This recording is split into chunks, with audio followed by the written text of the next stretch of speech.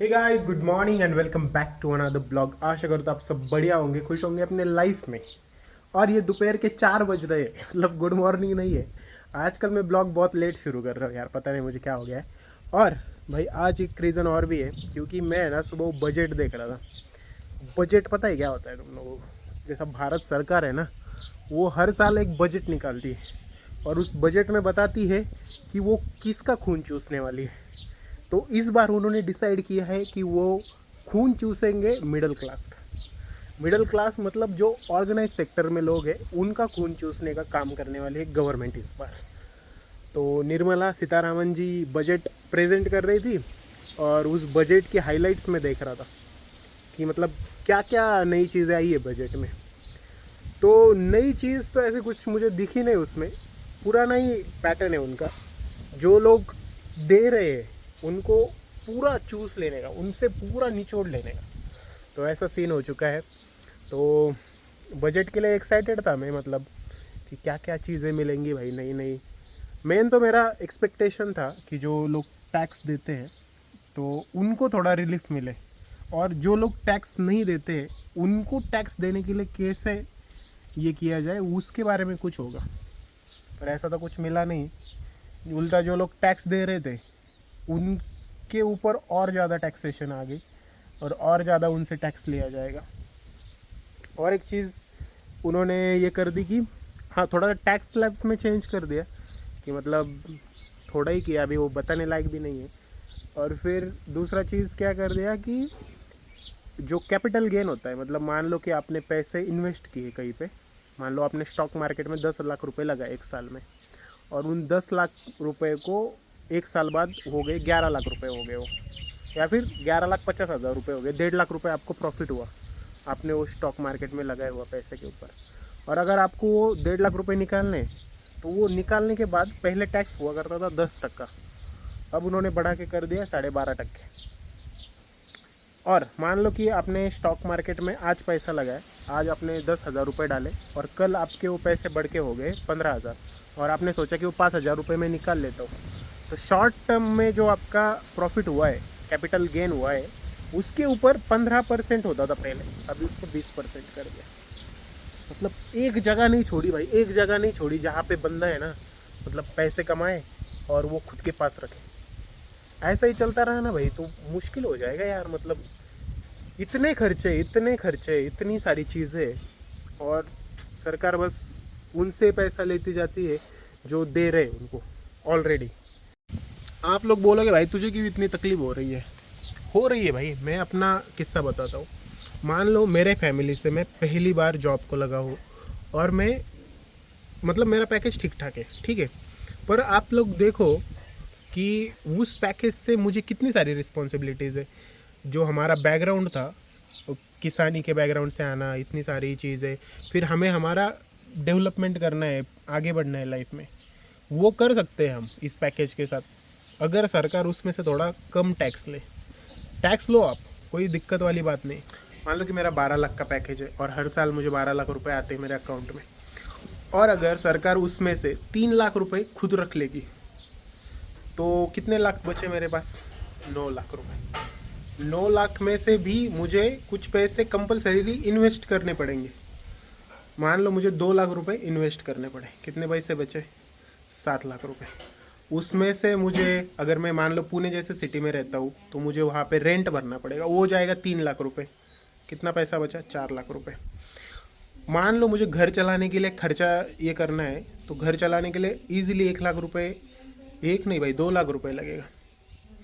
मतलब 2 लाख रुपए आपके पास बचे। ये मैं बात बता रहा हूँ जब आपकी कोई मतलब एक्स्ट्रा फैमिलीज नहीं है, कुछ नहीं है। तो मतलब जो बंदा है उसको इतना टैक्स का बर्डन क्यों दे रहे हो? जो लोग मतलब स्टार्ट कर रहे हैं उनका करियर, एक बार जब बंदा मान लो कि कुछ ज़्यादा पैसा कमा रहा है, लो ना भाई, भर भर के टैक्स लो उससे।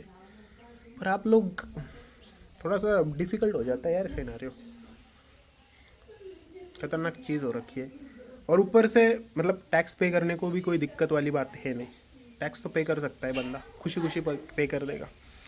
पर उसके बदले में मिलेगा क्या? उसके बदले कुछ मिलता भी तो नहीं है।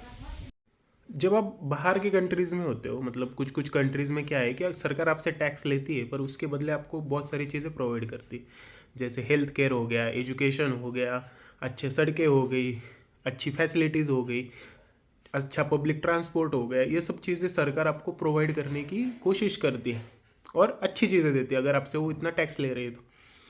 पर यहाँ पे तो ऐसा होता नहीं है। यहाँ पे मतलब मोस्ट ऑफ द जो पैसा है वो सब करप्शन में चला जाता है, पॉलिटिशियंस के जेब में चला जाता है और इसका मतलब डायरेक्ट किसी को फ़ायदा नहीं मिलता है। थोड़ा सा डेवलपमेंट होता है और बाकी सारा पैसा डूब जाता है। तो मतलब एक सेगमेंट है जो लोग हैं जो मतलब मोस्टली जो वर्किंग क्लास है, क्योंकि हमारे जैसे लोगों का क्या दिक्कत है, हम लोग जॉब करते हैं, हमारा पैसा सरकार को मालूम होता है कि हमारे बैंक अकाउंट में कितना पैसा आ रहा है, हमें सैलरी कितनी मिल रही है, तो उनको पता होता है। तो इसकी वजह से वो इन लोगों से ज़्यादा टैक्स ले लेते हैं, क्योंकि हमारा सब लिंकिंग होता है। जो कंपनीज होते हैं उनको भी गवर्नमेंट की सुननी पड़ती है और जब हमारी सैलरी होती है उसके दिन ही हमारा से टैक्स ले लिया जाता है। और ये मैं मेरे अकेले की बात नहीं कर रहा हूँ, ये ऑर्गेनाइज सेक्टर की बात कर रहा हूँ मैं।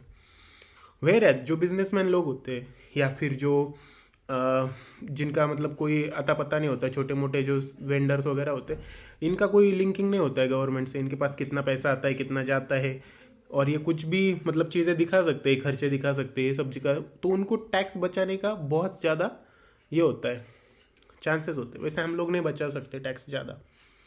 तो मतलब बहुत ही ऐसी सिचुएशन है कि मतलब जो टैक्स पेयर है वो क्वेश्चन में पड़ गया है अभी, कि उसको ऐसा लगता है कि जैसे मैं टैक्स पे करता हूँ तो मुझे ऐसा लगता है कि यार इसके बदले क्या मिल रहा है। अभी मैंने पिछले साल जितना टैक्स पे किया है उतने में मैं कितनी सारी चीज़ें कर सकता था, कितनी सारी चीज़ें, मतलब, और वो काफ़ी बड़ी अमाउंट है। अगर वो अमाउंट मैं अपने फैमिली में खर्च करता, इससे कुछ इन्वेस्टमेंट करता या फिर इससे कुछ खरीदता तो एक अच्छे लेवल पे पहुंच सकते थे हम लोग। पर ऐसा ही है भाई, जो मतलब जो जो एक हाथ दे रहा है उसके दोनों हाथ काट लो, मतलब सोने की अंडा देने वाली मुर्गी टाइप सिचुएशन कर दी है गवर्नमेंट ने। हर साल ऐसा ही होता है, हर साल है ना, मतलब जो टैक्स पेयर है ना उनको ही लूटा जाता है। इसलिए बहुत सारे लोग हैं ना इंडिया छोड़ के चले जाते हैं, जो लोग अच्छा खासा मतलब जिनके पास ऑप्शन हो ना वो लोग इंडिया छोड़ के चले जाते हैं, क्योंकि यहाँ पे जो आप पैसा दे रहे हो ना उसके बदले कुछ ज़्यादा मिलता नहीं। मैं ये कंप्लेंट नहीं कर रहा हूँ इंडिया के बारे में, या फिर मैं ऐसा नहीं बोल रहा हूँ कि इंडिया में सब चीज़ें ही गलत है, ऐसा नहीं बोल रहा हूँ मैं ये बोल रहा हूँ कि चीज़ों को ना यार थोड़ा सा है ना, बाकी बाकी लोगों का बर्डन क्यों जो टैक्स पेयर है वो उठाए। सा क्वेश्चन ये है कि मतलब जो लोग कुछ कर नहीं रहे, जो लोग वेले पड़े हैं, उनका बोझ टैक्स पेयर्स क्यों उठाए। मान लो सरकार ऐसे ऐसी स्कीम्स ला रही है फ्री में पैसा बांटने वाली, ये पैसा आ कहाँ रहा है से भाई, ये तो उन लोगों से चूसा जा रहा है और फ्री में बांटा जा रहा है लोगों को वोट में लाने के लिए, उनको वोटिंग करने के लिए। ये चीज़ें रुकनी चाहिए, ज़्यादा से ज़्यादा लोग टैक्स पे करें तब ये प्रॉब्लम सॉल्व होगी। मान लो कोई भी इंसान है, वो अगर पैसा कमा रहा है तो उसको टैक्स पे करना चाहिए। अब इंडिया में क्या सिचुएशन है, अगर 100 लोग हैं तो उसमें से 3 ही लोग टैक्स पे करते हैं, बाकी के 97 लोग कुछ नहीं करते। डायरेक्ट टैक्सेस की बात कर रहा हूँ मैं, इनडायरेक्ट टैक्सेस पे सभी करते हैं। अब ये बहुत ही टेक्निकल क्वेश्चन हो जाएगा, टेक्निकल ही हो जाएगा, पर मैं तो भाई देख के मेरा मूड ही ऑफ हो गया वो बजट। जाने दो, खारी खा लेते हैं, यही खा सकते हैं हम लोग। पायल तुम्हें कैसा लगा टैक्स बजट देख के आज? मैंने तो आपको बोला था, क्या? जो वो लाड़की बहन योजना ही है ना वो आपके किसी से जाएगा। वो टैक्स पेयर के ही पैसे से होने वाला है। हाँ, वो अगर सरकार मुझे बता देती स्वप्निल वो जो टैक्स हम तुमसे लेने वाले हैं वो तुम घर में बांट दो, तो कितना अच्छा होता। बाप रे। तो नहीं बांट देते। इसलिए सरकार ने ऐसा किया। आप देते क्या? फिर दे देता, अगर वो कंपलसरी बोलते तुम्हारे घर के लेडीज में दे दो तो देना ही पड़ता। कितना पैसा आ जाता तुम्हारे पास, सोच। तो मैं बहुत माला माल हो जाती। गरीब से उठ के थोड़ी सी ऊपर हो जाती। चलो खारी खा लेते हैं। श्रुति की तबीयत आज खराब हो चुकी है, काय झालं श्रुति? बुखार। टैक्स देखा, ये बजट देखा आज? देखा ना भाई, स्टॉक मार्केट वालों की तो लगा दी। मतलब इन्वेस्टमेंट म्यूचुअल फंड में इन्वेस्ट करो, इसमें करो, उसमें करो, सब जगह से निचोड़ रहा है भाई गवर्नमेंट। उधर से भी पैसे ले लेंगे। मतलब ये पहले देखो, एक बात है, ये गलत है एक तरीके से देखा जाए तो। पहले अभी टैक्स कौन दे रहा है? डायरेक्ट टैक्स कौन दे रहा है? जो इनडायरेक्ट टैक्स दे रहे हैं ना, वो तो जीएसटी डिक्लेयर करके वो सब सीए लगा के बचा ले रहे हैं उनका पैसा, ठीक है। जो लोग नहीं बचा सकते वो डायरेक्टली टैक्स भी देते हैं गवर्नमेंट को, जो सोर्स डिडक्शन एट सोर्स होता है, तो वहां से चला जाता है। फिर जो बचा हुआ होता है उसको लोग इन्वेस्ट करते हैं, ताकि क्योंकि उस अमाउंट पे उसको अगर 100 रुपीज मिले तो उसने 30 पहले पे कर दिए, तो 70 में से उसने इन्वेस्ट किया है और उसके ऊपर भी टैक्स है। फिर जो बाद में उसको गेन होगा उस पे तुम पहले से ही लगा रहे थे 10%, 12%, अभी उसको भी बढ़ा दिए। मतलब इन्फ्लेशन कंट्रोल करना है तो ये ऐसे थोड़ी कंट्रोल करते हैं।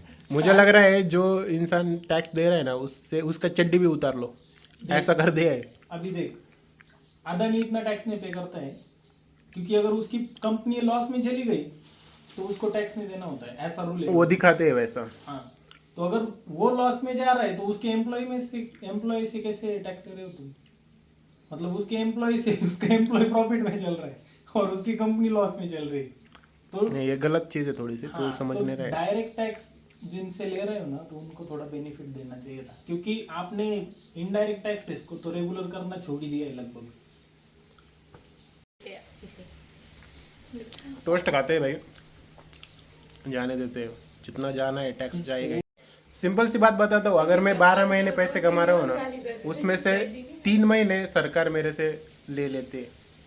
मतलब मेरे पास सरकार के लिए तो 3 हाँ 3 महीने सरकार मेरे से सीधा उठा लेती है। 12 महीने तो काम करता है, उसमें से 3 महीने तो सिर्फ सरकार के लिए काम बस हाँ 9 महीने की सैलरी आती है मुझे। और जो बाकी के 9 महीने हैं उसमें से डायरेक्ट टैक्स जाता है। जैसे मोबाइल खरीदा उसके ऊपर टैक्स, गोल्ड खरीदा उसके ऊपर टैक्स, इनडायरेक्ट टैक्स। कार खरीदी उसके ऊपर टैक्स, रिचार्ज किया मोबाइल को उसके ऊपर टैक्स, सब चीज़ों पे टैक्स। और मान लो मैंने एफडी करवाई, एफडी का जो इंटरेस्ट आया उसके ऊपर टैक्स, स्टॉक मार्केट में इन्वेस्ट किया उसके ऊपर टैक्स। तो मतलब डायरेक्ट टैक्स तो लेती है 3 महीने की सैलरी, ऊपर से जो बाकी के पैसा है 9 महीने उसमें से भी टैक्स ले लेती सरकार। This is how it works guys.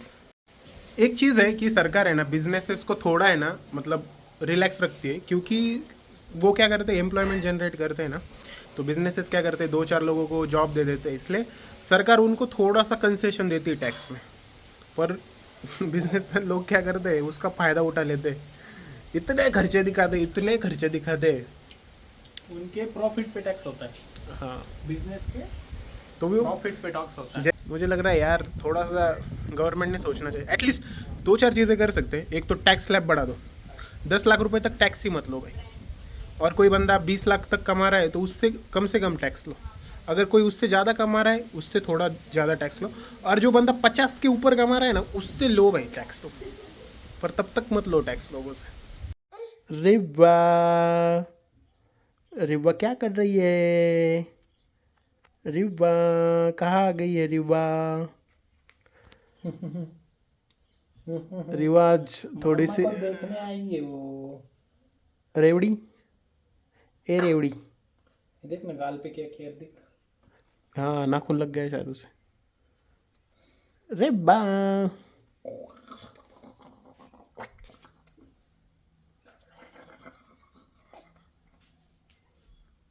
Bye bye Riva. Bye. But if I lay down and I play dead and I stay dead, baby,